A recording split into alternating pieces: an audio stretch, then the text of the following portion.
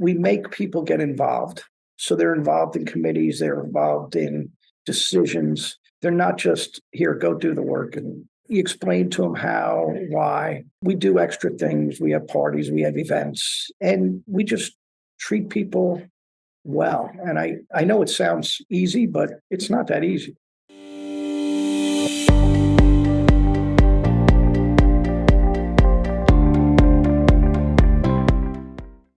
Hi, it's Bill Barrett, and today we have a true expert in the house, Dave Roth, the managing partner at RRBB. With over 35 years of experience in accounting, auditing, and tax services, you're going to hear how Dave built a small accounting firm into a large regional group serving clients worldwide. If you want to learn about building and scaling your business, don't miss this episode. Let's reveal the fingerprints on success of Dave Roth. Hi, everybody. Bill Barrett here. Welcome to the show. I'm thrilled to have my guest, Dave Roth, with me today. Dave, welcome. Thanks for coming on. Thanks for having me, Bill. Absolutely. So, Dave, I thought a great place to start today would be for those people who don't know you, give them a little bit of background on what you do and your journey and kind of how you got to where you are now. And, give a sense of people of, how Dave Roth got to be Dave Roth today. Yeah. Okay. So I'm a CPA with the CEO with RRBB, an accounting firm of approximately 75 people in Somerset, New Jersey. I guess my journey started from growing up in Colonia, New Jersey. And after growing, I went to Rutgers University, and then I started with a couple of firms until I came here. So my whole journey was about 15 miles in radius from where I grew up to where I went to school to where I am today. So I haven't had a lot of movement, but in a lot of ways it helped. And I can explain that later of how it helped me in my career to get to where we are today. Yeah, Jersey strong and proud. Okay. Yeah. So Dave, one of the things I think that is interesting is that you've spent a career helping a lot of entrepreneurs throughout the country and even other places in the world build their businesses. But at the same time, you built a business. When you started out, the firm that you're now the CEO of and that you've built up to 75 professionals, what was it when you first came on board? When I came on board, I came in as a 3-year person, and there was about 20 to 22 people that worked here, and we were a small firm, but we had some talent, and I kind of grew through the ranks and became a partner, and I bought out, I think, 13 partners in my lifetime, and brought up, mentored, and brought through other partners until today. We're 13 strong, and it's a great place to be, and very proud of how the firm is going and where we are today. So when you think back on, I know it's funny that you say the journey's only been about 15 square miles, but when you think about the journey of tripling the size of a company and all the clients that you've served well, and I know just from knowing you that the retention of your clients is off the charts, once people come on board with you and the firm, they rarely ever leave. So when you reflect on that, what would you say are some guiding principles or kind of fundamental philosophies that you've had that you think when you look back, you say to yourself, because of that, that's a big contributing factor to how we got here? So what I found most important is, obviously, one, always do the right thing and be honest and straightforward with everything you do. But the biggest difference, and it's funny because some of my partners smile when we tell the story, is I always try to find commonality. And as an example, where are you from? They tell me they're from Denver. Oh, do you know Bill Barrett? Right? All of a sudden they know Bill Barrett. They feel good. They have a rapport with me. And then you build it. And, most of my clients have become really good friends over the years. And it's just building the rapport, building the commonality, and enjoying who you're dealing with. That's a lot of fun. And even referral sources. I mean, Bill, we met 25 years ago. I Yeah. mean, it seems 20 crazy. 25 years ago. We Yeah. worked on a client and we just, common rapport, common things that we're interested in, like even the sad sports that we follow with the Jets and the Mets. And You're going to ruin my public reputation when you tell everyone I'm a Jet and a Met fan. sorry, but that's kind of what you have, and you build a rapport, and people think of you, and you think of them, and you like dealing with who you like dealing with, and it's tremendous. It makes It's it less work and more fun. Yeah. Well, it's interesting that you should say that, because not only have I experienced that as well in my career, when you look at how many of your clients are your good personal friends, but it's interesting when so many professionals and entrepreneurs talk about their clients like that, because I think a common thread that you see is a passion for people, like people who like people and like to have relationships and enjoy other people tend to, it's a natural evolution that you're working with someone and you gravitate that way. It's not common, but it's common among people that have that kind of success in those types of relationships. Yeah. So on the flip side of that, when you look back, if Dave Roth today could be an advisor to the younger, I'm not going to say young, I'm going to say the younger Dave Roth, what would he tell him about pitfalls or things to watch out for, or kind of, hey, if I could be advising myself, I would be saying, I don't want to do that, or that's not the best road or path. What would you say? So I think looking back, it's not every client is for you, and not every client might mesh with me, or not every client might be right for the firm. So when you're young and you're going through and you want to make your name for yourself, you're taking on clients, and sometimes that client might not be the best fit, or maybe they have some skeletons that you're really not shouldn't be dealing with. And what I would, if I could do it again, and I've learned, it's funny, I've learned this and I mentor my people with this, but I didn't do this when I was younger, was not take on or get rid of clients that you didn't think were a right fit earlier, because it always comes back and bites you.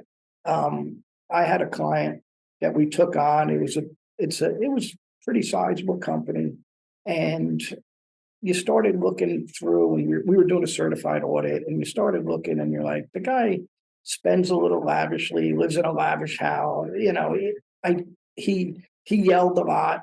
You have a rapport, but it's not the rapport of somebody you really want to be with. And it ended up being in this case, a total fraud.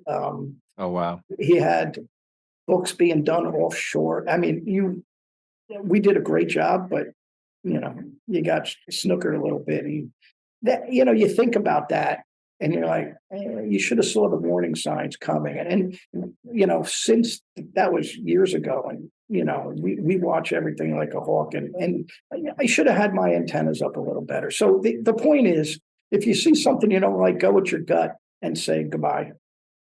Yeah, it's interesting. I often tell some of the younger attorneys in my firm that sometimes the best engagement is the one you didn't take. Right. And it is so true when you're building and you're trying to kind of scale up that ladder. You're working so hard to develop business, and whether you're a professional entrepreneur, and your instincts are often spot on, and most of the time your gut is spot on, but there's that desire to say, oh no, like I can make a success of this. And and those people, by the way, who strive to be successful, always feel like that they could overcome the difficult client or the difficult issue or obstacle, but usually it comes with a lot of heartburn Exactly. in the end. Yeah, that's a lesson that I think you almost have to keep learning over and over, even as you do get older. Because if you still get excited about what you do, and I know you do, and I do, you still get excited about new clients. But when your radar is telling you maybe this isn't the right fit, you Right. should probably run. 100%. Yeah. So shifting gears a little bit, um, one of the, our show is called Fingerprints on Success, and we try to explore all different, issues and things regarding success. One of those is looking back on people that had an impact in your life. Sometimes people might call them mentors. Other times it's just people that had an influence that and as it happens, it might not even be conscious, but then you reflect on it years later and say, wow, I have certain traits, qualities, or things that have helped me in my life or made me who I am. And, but for this person, maybe I wouldn't have that. Share with us, someone in your life that when you look back made that kind of impact. I'm going to share two people. One more of the way you came across with the questioning, and one that kind of motivated me. And it's an interesting story. So the first one was my father owned a retail store in Newark, right? And he sold shades, blinds, windows, things like that. So when everybody was having fun and playing ball and doing things on a Saturday or going to a football game, I had to go to work in Newark, when I was 9 years old till probably 17.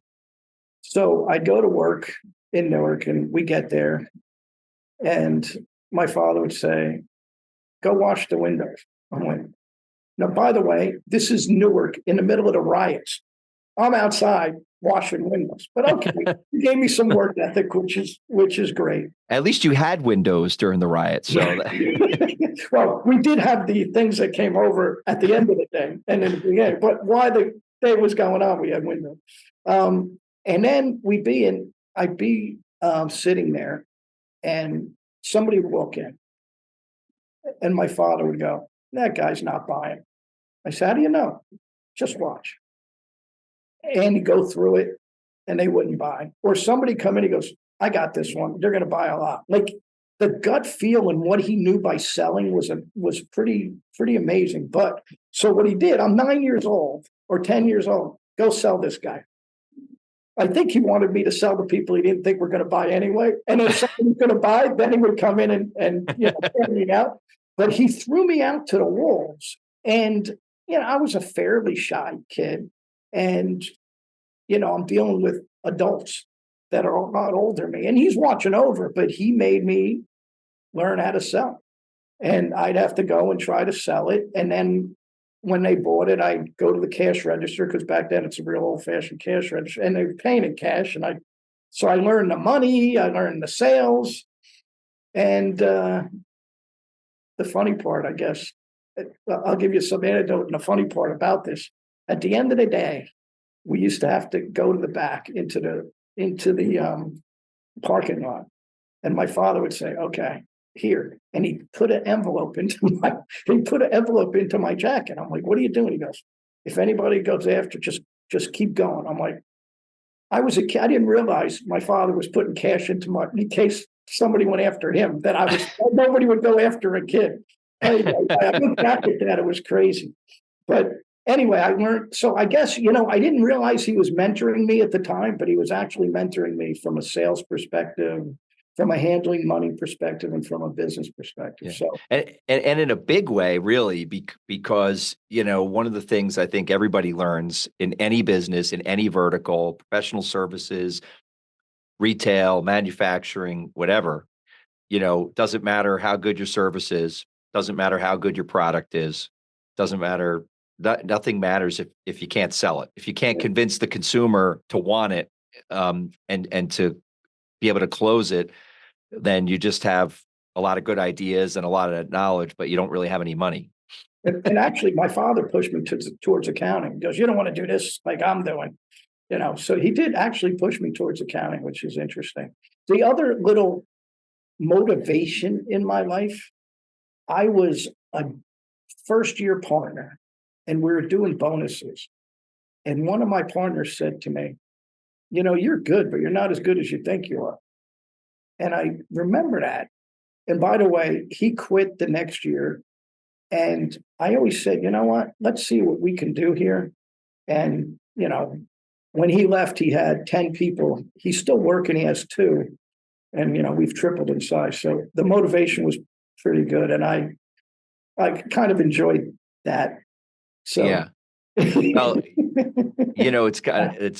that's interesting too, because we all turn different things into motivation. I think, kind of comes into play with even managing people, right? Where you learn how everyone gets motivated differently. yeah. And, some people, a good kick in the butt, or some people challenging them about what they can't do. Not all minds and personalities are created the same. It's funny. So I don't think he was trying to motivate me. I no, took it as motivation, but yes, I you're get right. Well, to say you took it. Oh, he definitely wasn't trying to motivate you, but he just didn't know that he was doing it. Right. Right. So, yeah, that is, I think a lot of people can relate to stories like that for sure. Dave, my next question for you is really just sharing with the audience what you think is kind of a hot topic right now, something you're seeing, whether it's with your clients or yourself, that people might be having a challenge navigating, and maybe share with us some ideas on how you're dealing with the issue and or advising your clients to deal with the issue. Yeah. So the biggest issue I see is the labor market and the lack of mostly, from a manufacturing side, nobody's going into wanting to be, a labor worker, right? But from our side and how it relates to us is there's not as many people going into accounting. When they changed accounting to a 5-year profession, that was about 5 years or 6 years ago. That really hurt the profession a little bit. And I hate to say accounting's not sexy, but it's not as sexy as investment banking or doing a hedge fund. Listen, I always thought accounting was a nice steady gig and a nice steady income. So it's loosened up a little in the last few months, but what we've seen is in our industry, the big four, which is, the Deloitte's, the Ernst and Young, those kind of firms, they were hiring people from an early stage, say freshman year, instead of, junior year as Oh, intern. wow. And that made it a little tough on us. But what we've done is we're out at all the schools. We've been hiring interns. From interns, they start into accounting, and we have about 4 or 5 managers that came from our internship program. So we're trying to do it from within and teaching them our way. And to me, that's the best way to do it and to deal with this issue. We give them flexibility. We promote, how we're a family and how we work together, and we give it a very good culture. And we don't have a lot of turnover, which is really nice. So, it's worked for us, but it's a challenge. It's Yeah. definitely a challenge. But when you think about your retention, just to ask you a follow-up question, that you have all this great retention, um, can you attribute it to anything? I mean, I know it's not just luck, what do you think are some of the things that why people stay the way they do at your firm? So one, we pay well, right? Okay. Two, we make people get involved. So they're involved in committees, they're involved in decisions. They're not just here, go do the work. And, you explain to them how, why. We do extra things. We have parties, we have events, and we just treat people well. And I know it sounds easy, but it's not that easy. We've also outsourced mostly to the Philippines. And I think right now we have 4 people from the Philippines, and they speak our language. They work on our time frame. They work hard. They're tremendous and very likable. And we try to bring them into the culture too. So that's been successful. So something that some of our listeners could maybe take from, in terms of, I think culture eating, there's an old saying, right? That culture eats strategy for breakfast all the time, I think is something like that. And, and the outsourcing concept too, that's something that I don't think jumps to mind for people right away. right, But these are important things because, one of the things I was working with a consultant in the human resource space, and he showed an interesting statistic, which was he said the difficulty in finding good people isn't all sorts of sexy reasons that people necessarily think. It's math. And he showed the size of the various generations, from the baby boomers, and kind of went right down the list and showed that the current generation, which let's like working generation, if you said between like the ages of like, you know, uh, 35 and 55 or whatever, um, that generation is the smallest generation that we've had in 5 generations. So right, it's math. There's just less human beings to actually fill the jobs. right, And, so everybody is going to deal with issues of, with the growing business, everybody's going to deal with issues of right, finding talent. right. And so I think those are some great strategies. So talking about the talent, what kind of things do you try to do to pay it forward? You talked about your motivations and your dad being, maybe more of a mentor and a teacher than you even realized at the time growing up. What kind of things do you try to do to develop people and opportunities for the people below you as they're coming up the ladder? So I must say I was not great at that early on. I think I've gotten better as I've gotten older and wiser. So if I get called for a prospect or a potential new client, I always bring one of the um, younger people with me, and for a few reasons. One, they get to learn, and no better than to learn by watching and seeing and doing and being involved in it.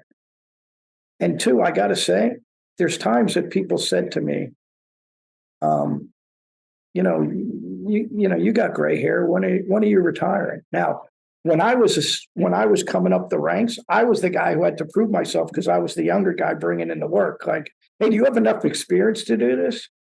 And you basically blink your eye, and now all of a sudden you're like, hey, are you getting too old to, Dave, I don't know what you're talking about. and it's amazing how fast that happens.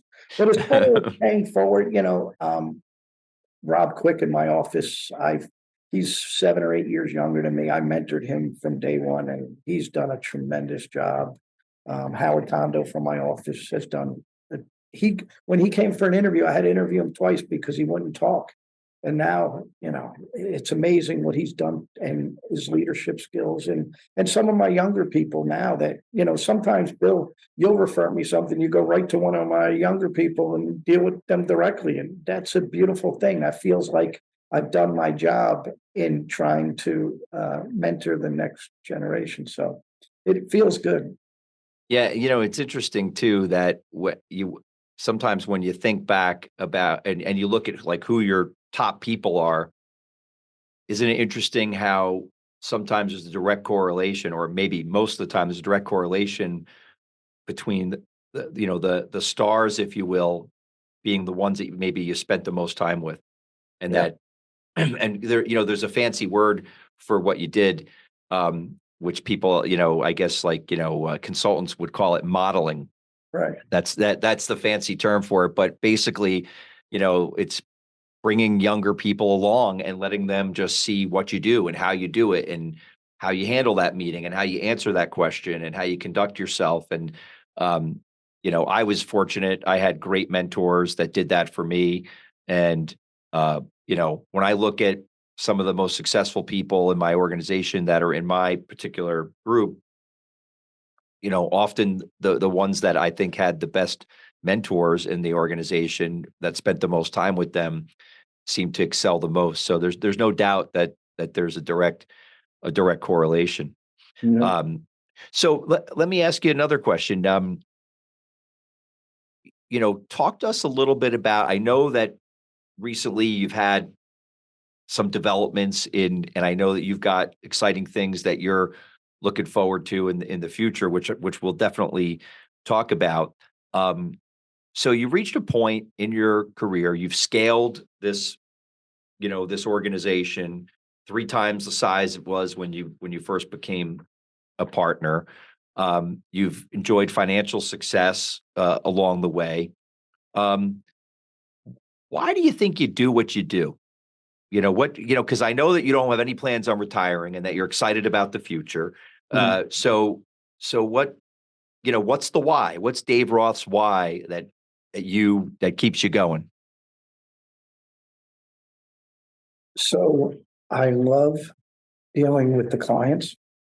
They're my friends. It's the relationships that I built over the last 37 years in this profession. And the clients that I've helped sell and become very wealthy, the clients that are in that process of getting to the next level and giving them what I know to help them do what others have done before. The clients are your friends. The contacts are your friends. You know, a lot of people today, they don't go out, they don't go to lunch, they don't meet, they don't pick up the phone. To me, it's very difficult. I'm more relationship driven, and I try and mentoring people into doing all and training them, and it's still so much fun, and it waits. There's very few times I wake up and say, I don't want to do this today. Very few. I mean, everybody gets it once in a while, but very few. And I enjoy doing things with the contacts and the clients and your relationships, going to a game, going to dinner, going to lunch. To me, I'm a people person, and I still love that. It's so much Yeah. fun. And if I can help people, and I help clients, and also help the people under me and the staff, and people learn how to do the same thing. It's really fun, and it keeps you going. Yep. So I thought of another question that I hadn't thought originally about asking you, but I think it's apropos. Because I was talking about how much you've grown this company and continuing to grow it. Yeah. Um, a lot of people talk about scaling a bit, what you've done effectively, scaling a business, and you've helped clients do it, but you've also done it yourself as an entrepreneurial accountant. Mhm. Um, how would you advise somebody to scale a business, to grow a company, to do what you've done, because a lot of people try and a lot of people fail or they stay stagnant. Like, are there any little gems or secrets or ideas that you would say, yeah, listen, if you want to go from 20 or 30 people or 10 people or whatever it is, and you want to be 100, Yeah. here's kind of some of the things you're going to have to do it. So I think number one, and you have to have some vision. And I don't know if you're born with vision or you're not, but you have to have a vision, because I've talked to even some of my partners don't have the vision that I see versus and it can get frustrating when you see a vision and others don't see the vision with you. So what you have to do is, one, get everybody on board to the vision. Two, you have to, I mean, basic write a business plan, but it's basically put the business plan on paper and try to follow the plan. And there's always going to be different curves in the road. But if you keep your eye on where you want to get to, you have to put good people around you. You're only good as your people. So you have to get really good people around you. You got to get them on board with the vision. You have to get everybody paddling in the same direction, because there's always going to be people that want to paddle upstream while you're going downstream. And, they either have to join the group, or they're not going to make it. And not everybody's going to make it. But I think if you have a plan, you have a written plan, you communication is key to everything. And you stick to that plan. I think it's really an important constant. Yeah, no, I think those are great pieces of advice. And the one thing you talked about was that not everybody's going to make it. There's a saying, sometimes it's addition by subtraction, right? Mhm. And nobody ever wants to have to part with people, but sometimes when you just don't have a right fit team member, you have to move on sometimes from people, and as hard as it is, it's part of growing. Bill, I had a non-equity partner years ago. I went to high school with her. I went to college with her. She got me the job here. I worked with her for a long time. I surpassed her, obviously, but she wasn't doing the right job. And I tried to help her and get there, and because I felt I owed it to her. And my partners eventually were looking at me like, God, Dave, like she's not doing it. Right. And, I had to fire her. And that was the hardest thing. But she couldn't follow the path to where we had to go. But that wasn't an easy thing at all. No, well, that's if you're going to be a leader with a vision and you're going to see it through, there's going to be hard decisions to make along the way, isn't there? There is. Yeah. And those ones are really tough, especially when you are a relationship person and a people person, because, sometimes parting with people with whom you have a personal relationship is really, really difficult. I give people the benefit of the doubt. That might be one of the pitfalls, but I try to do it until I can't. But it's a good thing. Well, So it is, but you know what? There's a certain culture. You described it a little bit. A little bit of a culture of kindness, and I think that also plays in to your success. I mean, you can't do it to the point of being economically foolish, but companies with a heart, I think, do better than companies without a heart, so to speak. So let me fire another one at you. We have a little bit more time. And I always like to kind of finish on this question, which is, what has Dave Roth excited about the future? I mean, I know that you love what you do and that you don't want to stop, but we covered that. But what in particular has you pumped up and excited when you get out of bed in the morning and you're going to work? What's going on? I love this question because I have the perfect answer. So as an accounting firm of our size, and we do a lot of larger clients, complicated work, I consider us a boutique. And when we looked at where we need to go, we thought about maybe we should merge with other firms, right? And so what we looked at was, what do we want to be? Well, we want to be autonomous. We want to keep our name. We built that brand for 60 years, and we want to keep that brand. We want to keep our location. We want to be where we are. And we want to still be entrepreneurial, because that's the spirit that we have for us and for our clients. And I've talked to a lot of firms that we've been approached 2-3 times a year for the last 10 years. I say no.